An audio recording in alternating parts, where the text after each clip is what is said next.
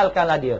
Kalau aku buat ini kerana nafsu, kerana untuk yang lain, kau binasakanlah dia. Setahun buku Futuhatul Makkiyah di atas bumbung Kaabah. Tahun. Lepas tahun dia naik balik, dia ambil sama macam mana yang dia letak. Padahal hujan, ribut, topan semua sepanjang tahun tu. Satu huruf tak jatuh daripada kitab Futuhatul Makkiyah.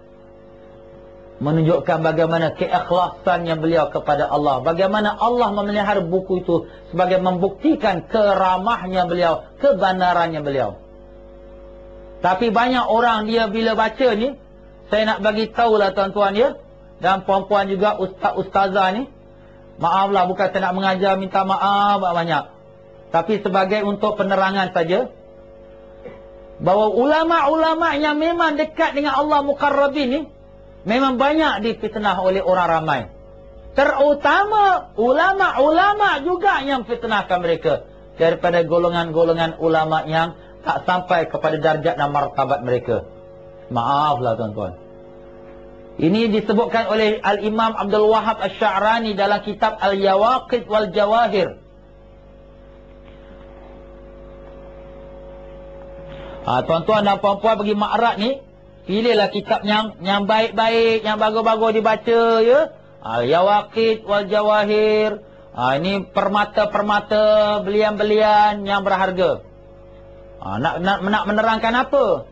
Nak menerangkan bagaimanakah banyaknya madasus yang dimasukkan ke dalam buku Al-Imam Ibnul Arabi mengenai kata-kata yang membawa pada kufriyat, yang membawa pada kekufuran. Padahal beliau bari, beliau itu bersih daripada sekalian kata-kata tersebut. Nama dia Al-Yawaqit wal Jawahir. Ni kitab ni dikeluarkan daripada Lebanon, Beirut, dicetak di Beirut. Darul Ihya' Turas Al-Arabi. Jadi itulah dia tuan-tuan dan puan-puan. Maaflah ya. Kita beli ni jangan beli saja. Beli tu biar ada tujuan. Maaflah, bukan nak mengajar pula. Tujuan buku yang bagus jadi marjak kita, jadi bacaan kita. Banyak orang duk kata Syekh Ibnul Arabi, tapi dia membaca dengan buku-buku pengarang yang memang hasad dan dengki terhadap Syekh Ibnul Arabi dan kepada ulama-ulama tasawuf. Jadi bila dia baca, dia pun terpengaruh dan dia pun katalah, ini ulama tarekat semua sesat, kau jangan ikut. Mereka cakap semua bawa kufur. Padahal mereka jauh daripada sekalian tuduhan tersebut. Jadi begitulah tuan-tuan, tinggallah ke abad-abad berikutnya ulama-ulama yang hebat menjadi guru dan pemimpin tasawuf tarekat seperti Syekh Abdul Qadir Jailani, Syekh Abu Hasan Asy-Syadzali, Syekh Abu Qasim Al-Qushairi, Syekh Abu Yazid Al-Bustami, Syekh Bahauddin Asy-Syabandi, Syekh Abdullah Dahlawi, Syekh Khalid Al-Baghdadi, Al-Imam Suyuti, Syekh Abdul Wahab Syarani, Syekh Abdul Samad Al-Falambani, Syekh Daud Al-Fatani dan banyak lagi yang lain-lain. Jadi kalaulah ada begitu hebatnya alim-alim ulama kita yang dahulu, semuanya ada pegang ilmu tasawuf dan tariqah.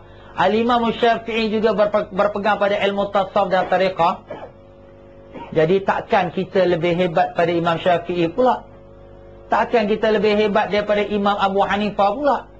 Takkan kita lebih hebat daripada Imam Ahmad dan Imam Malik dan semua imam-imam yang telah disebut tadi. Jadi kalaulah kita dapat berfikir dengan fikiran yang waras, sudah tentulah dapat kita lihat kenyataan orang yang mengata, mengutuk, yang menyalahkan, mengkondem tarekat dan ulama-ulama tarekat. Orang itu sebenarnya tak kenal diri sendiri pun. Tak tahu pun diri dia duduk kat mana. Pandai dia kata orang maaflah banyak-banyak. Jadi macam itulah. Ya, kita kena bersifat munsif, orang yang insaf. Insaf tu dapat berfikir dengan waras, bukan dengan ta'assub, bukan dengan kita katakan emosi, tetapi dengan waras. Tapi ya jangan ada pula orang ingat, oh ulama-ulama tasawuf ni dia tahu tasawuf aja, dia tak tahu apa-apa pun, ilmu fikih, ilmu hadis pun tak tahu. Jangan.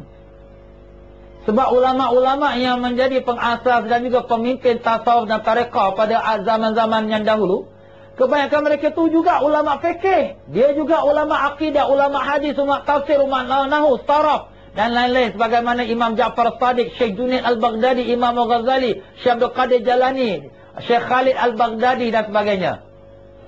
Jadi maknanya tuan-tuan dan puan-puan, bukan sembarangan. Bukan maknanya dia cakap tu ikut tasawuf saja, tidak. Dia bersandarkan kepada dalil-dalil pada Quran dan hadis. Cuma kadang-kadang kita jumpa dan kita tak jumpa, itu saja. Sebab tu kena rajin membaca. Maaflah tuan-tuan ya. Seperti masalah zikir dengan cara jahar. Kadang-kadang kita tak jumpa kitab, jadi kita tak tahu. Maaflah. Ya, Imam Suyuti rahimahullah ta'ala telah mengarang kitab Natijatul Fikri bil Jahri fi Zikri. Tu carilah kat Marat ni. Natijatul Fikri bil Jahri fi Zikri. Mendatangkan nas, Quran, hadis, asar, sahabat, ulama-ulama, fatwa-fatwa. Mengatakan tentang zikir dengan jahar itu adalah perkara masyru' yang ada di dalam Islam. Bukan bid'ah, bukan songsang, bukan sesat. Ini perlu banyak membaca. Dalam kitab Al-Fatawa